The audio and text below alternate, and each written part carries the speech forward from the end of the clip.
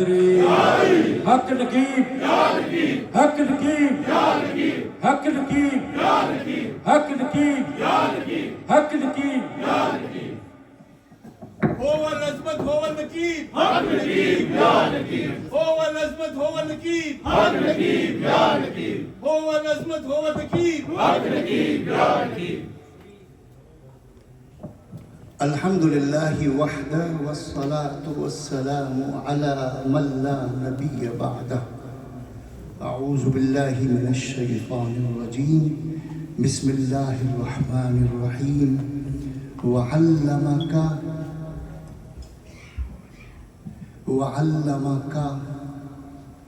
ما لم تكن تعلم. صدق الله مولانا العظيم. وصدق رسوله النبي الكريم. والصلاة والسلام على سيد الأنبياء والمرسلين وعلى آله وأصحابه وأزواجه وأمته أجمعين. الصلاة والسلام عليك يا سيدي يا رسول الله.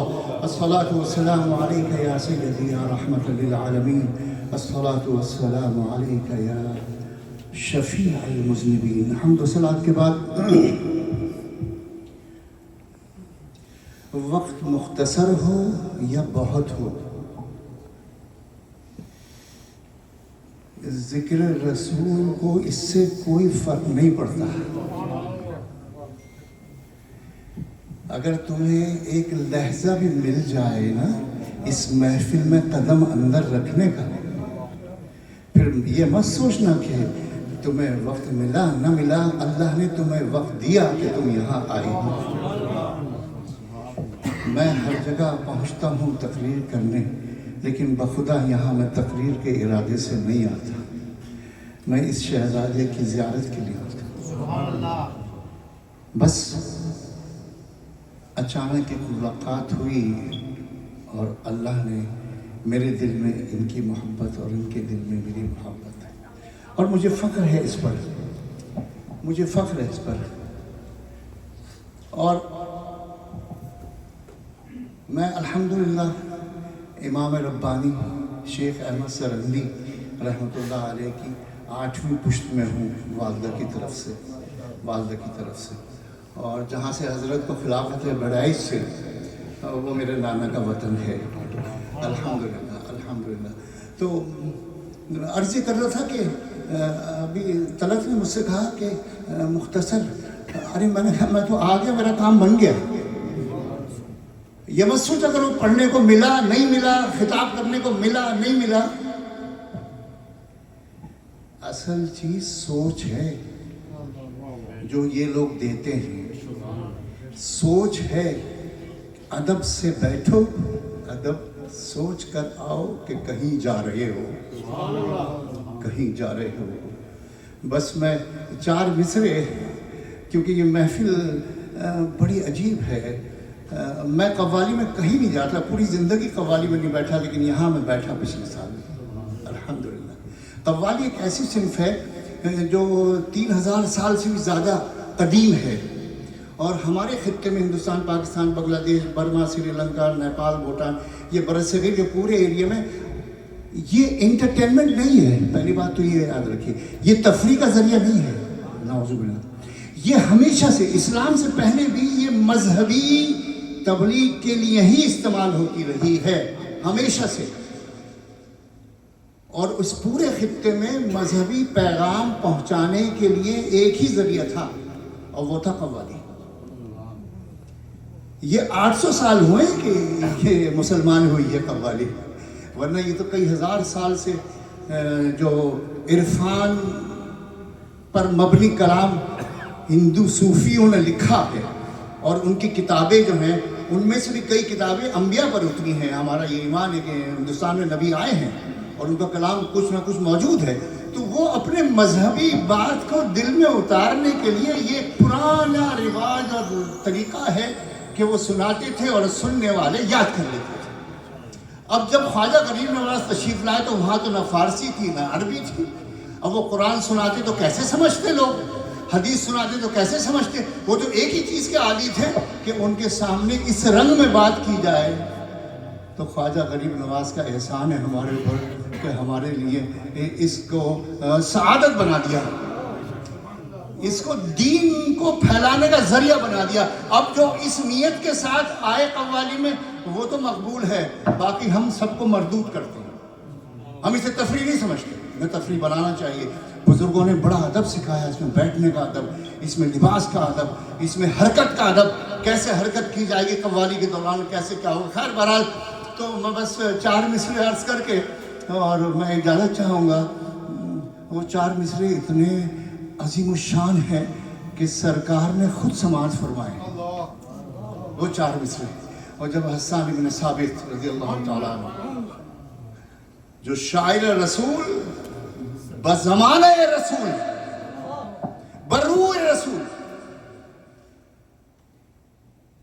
سرکار نے ان کو اوپر بیٹھنے کا حکم دیا اور سرکار سامنے رونق افروز ہوئے.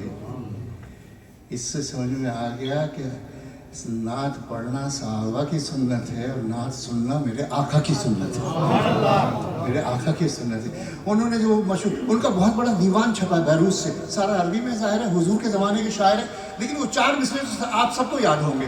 بس میں سنا کے برکت سے سمیٹنا چاہتا ہوں. مسئلہ یہاں تقریر کی قابلیت دکھانا نہیں ہے. حضور کی بارگاہ میں قابلیت نہیں چلتی کیونکہ کتنا بڑا عالم ہے. میں تو عالم سمجھتا ہی نہیں، میں تو طالب علم ہوں. لیکن جتنا یقین مجھے اس بات پر ہے کہ میرے پاس علم کی کمی ہے، اتنا یقین اس بات پہ ہے کہ سرکار کے پاس کسی چیز کی کمی نہیں. وہ صرف یہ دیکھتے ہیں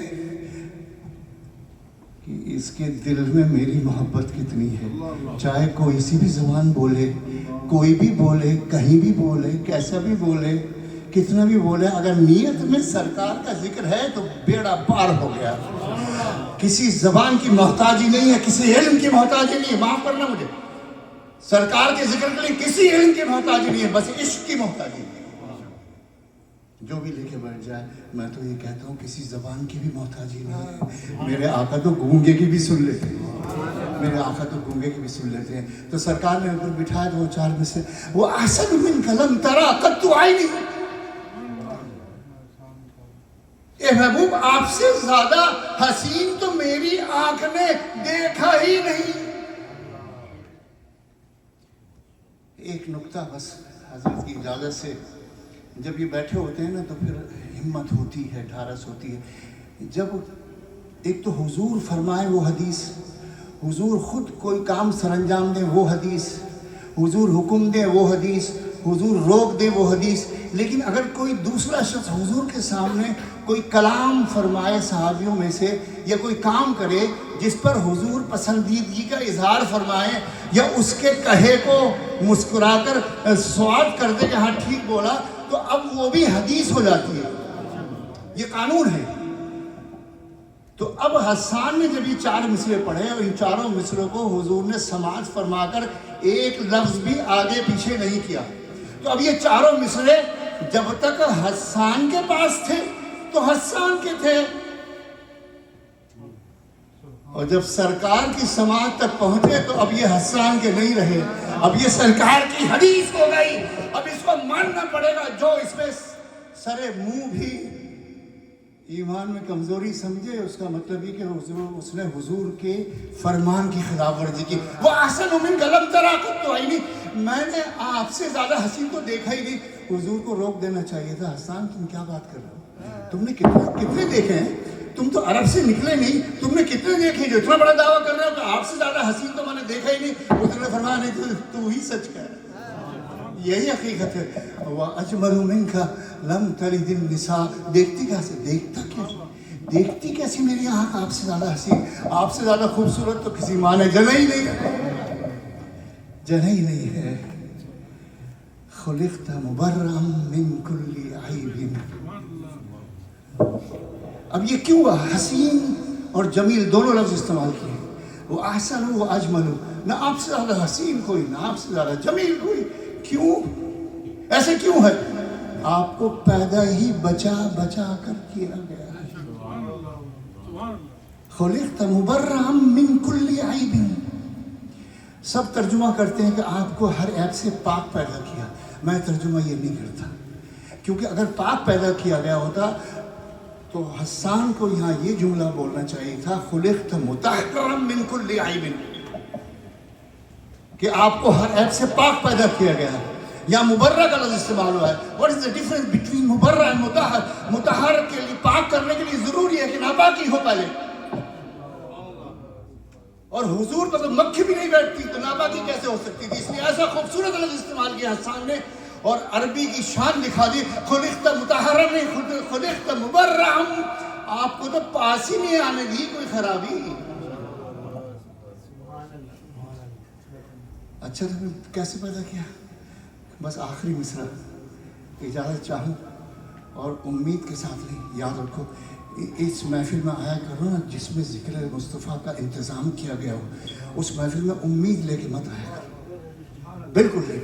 उम्मीद है कि बख्शे जाएंगे। अरे उम्मीद अपनी नमाजों में रखो, उम्मीद अपने हजों में रखो, उम्मीद अपने रोज़ा में रखो, उम्मीद अपनी ज़कातों में रखो। हो सकता है कबूल हो सकता है ना कबूल हो, ज़िक्र रसूल में उम्मीद कैसी?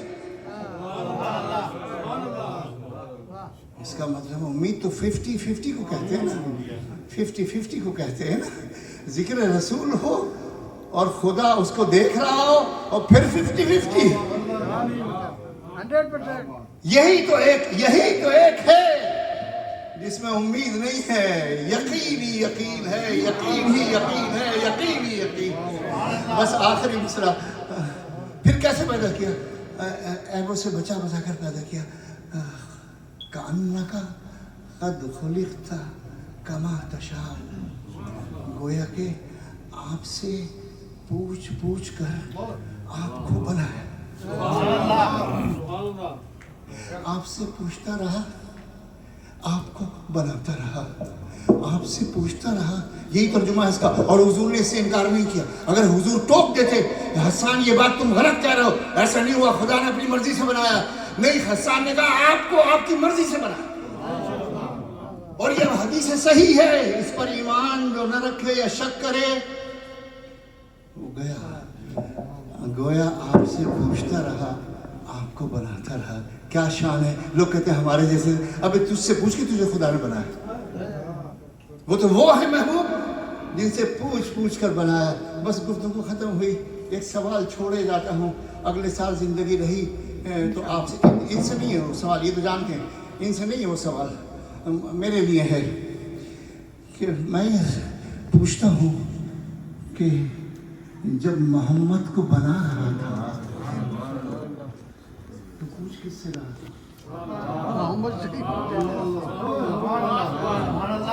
और मोहम्मद से पूछ रहा था तो बना किसको रहा था?